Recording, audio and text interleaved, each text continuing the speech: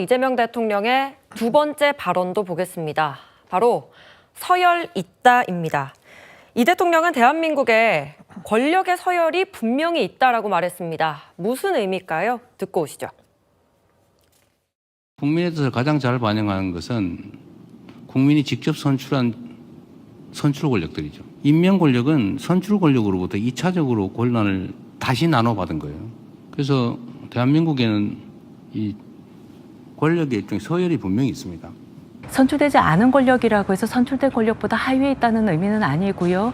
가장 우위에 있는 권력은 헌법 제정 권력자이자 개정 권력자인 주권자인 국민이고 그러한 국민의 의사가 반영된 것이 헌법 조항입니다. 그런 헌법 조항을 무시하는 것이야말로 굉장히 문제다 이렇게 생각이 됩니다. 선출 권력의 지위에 대한 해석이 좀 각기 다르거든요.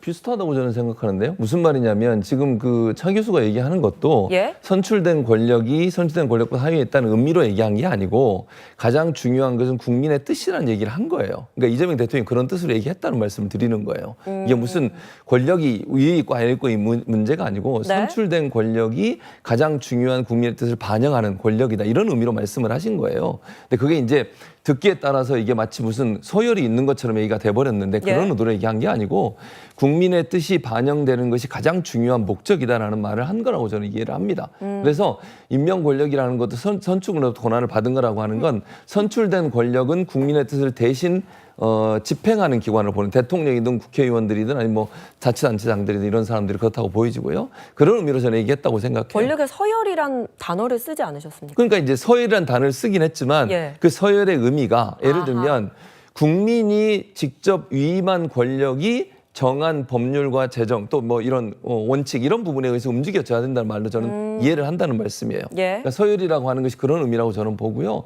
아까 이제 계속 이런 얘기가 나오니까 전담재판부 같은 경우도 아까 제가 말씀드린 헌법에 보면 분명히 법률에 의해서 움직여지는 거예요. 사법부도 법률에 정하는 범위 내에서 움직여지는 겁니다. 아니 대법원이든 아니면 다른 어떤 사법기관이 법률에 의하지 않고 어떤 행동을 할 수는 없는 거잖아요. 그러니까 법을 제정하는 게 국회 아닙니까? 그러면 국회가 법을 제정해서 그 법에 의해서 움직여지는 것 자체는 크게 문제라고 보지 않는 것이고요.